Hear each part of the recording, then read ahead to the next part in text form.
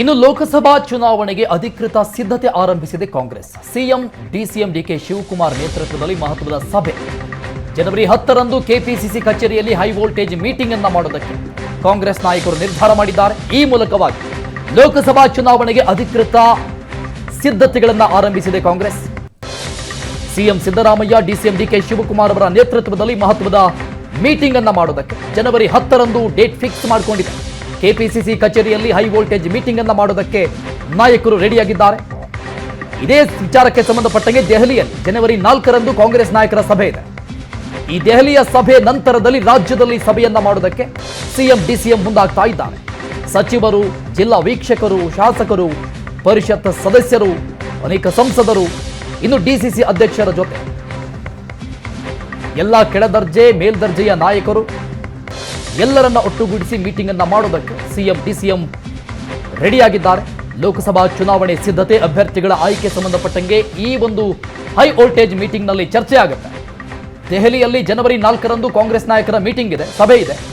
ಈ ದೆಹಲಿಯ ಮೀಟಿಂಗ್ ಆದ ನಂತರದಲ್ಲೇ, ಅದರ ಬೆನ್ನಲ್ಲೇ ರಾಜ್ಯದಲ್ಲೂ ಕೂಡ ಒಂದು ಹೈ ವೋಲ್ಟೇಜ್ ಮೀಟಿಂಗ್ ಅನ್ನ ಮಾಡುತ್ತೆ ಕಾಂಗ್ರೆಸ್. ಇದರಲ್ಲಿ ಪ್ರಮುಖವಾಗಿ ಸಚಿವರು, ಜಿಲ್ಲಾ ವೀಕ್ಷಕರು ಸೇರಿದಂತೆ ಕೆಳಮಟ್ಟದ ಎಲ್ಲ ನಾಯಕರು, ಪಕ್ಷದ ಎಲ್ಲ ನಾಯಕರು ಸೇರ್ತಾರೆ ಮೀಟಿಂಗ್ನಲ್ಲಿ. ಲೋಕಸಭಾ ಚುನಾವಣೆಯ ಸಿದ್ಧತೆಗಳ ಬಗ್ಗೆ ಚರ್ಚೆ ಮಾಡಲಾಗುತ್ತೆ. ಲೋಕಸಭೆಯ ಅಭ್ಯರ್ಥಿಗಳು ಯಾರು ಅನ್ನೋದನ್ನ ಚರ್ಚೆ ಮಾಡಲಾಗುತ್ತೆ. ಈ ಬಗ್ಗೆ ಇನ್ನಷ್ಟು ಡೀಟೇಲ್ಸ್ ಕೊಡ್ತಾರೆ ನಮ್ಮ ಪ್ರತಿನಿಧಿ ಮಾರುತೇಶ್, ದೂರವಾಣಿ ಸಂಪರ್ಕದಲ್ಲಿದ್ದಾರೆ.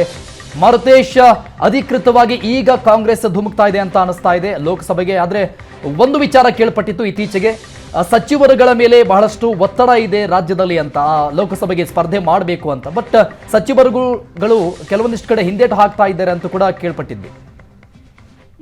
ಅರುಣ್, ಈಗ ಒಟ್ಟಾರೆ ಲೋಕಸಭೆಯ ಚುನಾವಣೆಯನ್ನ ಹೇಗೆ ಮಾಡಬೇಕು, ಏನ್ ಸ್ಟ್ರಾಟಜಿ ಅನ್ನೋದ್ರ ಕುರಿತಾಗಿ ಚರ್ಚೆ ಮಾಡುವ ಸಲುವಾಗಿ ಈ ಸಭೆಯನ್ನ ಕರೆಯಲಾಗಿದೆ. ಜನವರಿ 10ಕ್ಕೆ ಈ ಸಭೆ ಕಾಂಗ್ರೆಸ್ನ ಕಚೇರಿಯಲ್ಲಿ ನಡೆಯುವಂಥದ್ದು. ಇದಕ್ಕೂ ಮುಂಚಿತವಾಗಿ ದೆಹಲಿಯಲ್ಲಿ 4ನೇ ತಾರೀಕು ಅಂದ್ರೆ ಜನವರಿ 4ನೇ ತಾರೀಕು ಸಿಎಂ ಮತ್ತು ಡಿಸಿಎಂ ದೆಹಲಿಗೆ ತೆರಳ್ತಾ ಇದ್ದಾರೆ. ಲೋಕಸಭಾ ಚುನಾವಣೆಗೆ ಸಂಬಂಧಪಟ್ಟ ಹಾಗೆ ಯಾವ ರೀತಿ ಚುನಾವಣೆಯನ್ನ ಮಾಡಬೇಕು ಅನ್ನೋದರ ಕುರಿತಾಗಿ ಒಂದು ಮಾರ್ಗಸೂಚಿಯನ್ನು ಕೂಡ ಹೈಕಮಾಂಡ್ ಆ ಸಂದರ್ಭದಲ್ಲಿ ಕೊಡಲಿದೆ. ಅದನ್ನ ತೆಗೆದುಕೊಂಡು ಬಂದ ಮೇಲೆ ಇಲ್ಲಿ ಅದನ್ನ ಇಂಪ್ಲಿಮೆಂಟೇಷನ್ ಮಾಡುವಂತ ಸಲುವಾಗಿ ಚರ್ಚೆಗಳು ನಡೆಯುತ್ತೆ. ಸಚಿವರುಗಳ ಸ್ಪರ್ಧೆ ವಿಚಾರದ ಬಗ್ಗೆಯೂ ಕೂಡ ಸ್ಥಳೀಯವಾಗಿ ಒಂದು ರಾಜ್ಯ ಚುನಾವಣಾ ಸಮಿತಿ ಯಾವ ಅಭಿಪ್ರಾಯಗಳನ್ನು ಕೊಡುತ್ತೆ, ಅಂತಿಮವಾಗಿ ಹೈಕಮಾಂಡ್ ಆ ತೀರ್ಮಾನಗಳನ್ನ ತೆಗೆದುಕೊಳ್ತಾರೆ. ಜನವರಿ 4ನೇ ತಾರೀಕು ಸಿಎಂ ಡಿಸಿಎಂ ಹೋಗುವಂತ ಸಂದರ್ಭದಲ್ಲಿ ಈಗಾಗಲೇ ಸಂಭಾವ್ಯ ಅಭ್ಯರ್ಥಿಗಳ ಪಟ್ಟಿಯನ್ನ ಕೊಡಿ ಅಂತ ಹೇಳಿ 28 ಲೋಕಸಭಾ ಕ್ಷೇತ್ರಗಳಿಗೆ ವೀಕ್ಷಕರನ್ನ ನಿಯೋಜನೆ ಮಾಡಲಾಗಿತ್ತು. ಬಹುತೇಕ ಎಲ್ಲಾ ಲೋಕಸಭಾ ಕ್ಷೇತ್ರಗಳಿಂದಲೂ ಕೂಡ ಸಂಭಾವ್ಯ ಅಭ್ಯರ್ಥಿಗಳ ಪಟ್ಟಿ ಬಂದಿದೆ. 3 ರಿಂದ 5 ಜನರ ಹೆಸರನ್ನ ಕೊಡಬೇಕು ಅನ್ನುವಂತ ಸೂಚನೆ ಕೊಡಲಾಗಿತ್ತು. ಸೊ ಈ ಪಟ್ಟಿಯನ್ನು ಕೂಡ ಸಿಎಂ ಡಿಸಿಎಂ 4ನೇ ತಾರೀಕು ದೆಹಲಿಗೆ ತೆಗೆದುಕೊಂಡು ಹೋಗ್ತಾರೆ.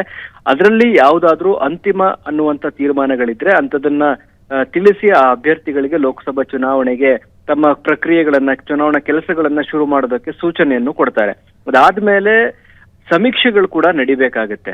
ಆ ಕಾರಣಕ್ಕಾಗಿ 4ನೇ ತಾರೀಕಿನ ದೆಹಲಿ ಸಭೆ ಅದಾದ್ಮೇಲೆ ಆ ಸಭೆಯನ್ನ ಇಂಪ್ಲಿಮೆಂಟೇಷನ್ ಮಾಡುವಂತ ಸಲುವಾಗಿ ಜನವರಿ 10ನೇ ತಾರೀಕು ಕೆಪಿಸಿಸಿ ಅಧ್ಯಕ್ಷರು ಸಭೆ ಕರೆದಿದ್ದಾರೆ. ಸಿಎಂ ಕೂಡ ಆ ಸಭೆಯಲ್ಲಿ ಭಾಗಿಯಾಗ್ತಾರೆ. ಎಲ್ಲ ಜಿಲ್ಲಾಧ್ಯಕ್ಷರು, ಬ್ಲಾಕ್ ಕಾಂಗ್ರೆಸ್ ಸದಸ್ಯರು, ಜೊತೆಗೆ ಸಂಸದರು, ಶಾಸಕರು ಎಲ್ಲರೂ ಕೂಡ ಈ ಸಭೆಯಲ್ಲಿ ಭಾಗಿಯಾಗಬೇಕು ಅನ್ನುವಂತ ಸೂಚನೆಯನ್ನು ಕೊಡಲಾಗಿದೆ. ಒಟ್ಟಾರೆ ಲೋಕಸಭಾ ಚುನಾವಣೆಗೆ ಕಾಂಗ್ರೆಸ್ ಅಧಿಕೃತವಾಗಿ ತಯಾರಿಯನ್ನ ಆರಂಭಿಸ್ತಾ ಇದೆ.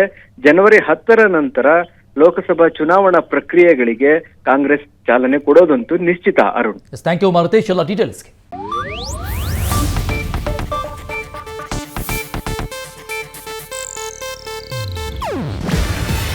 ಇದು ಏಷ್ಯಾನೆಟ್ ನ್ಯೂಸ್ ನೆಟ್ವರ್ಕ್ ಪ್ರಸ್ತುತಿ.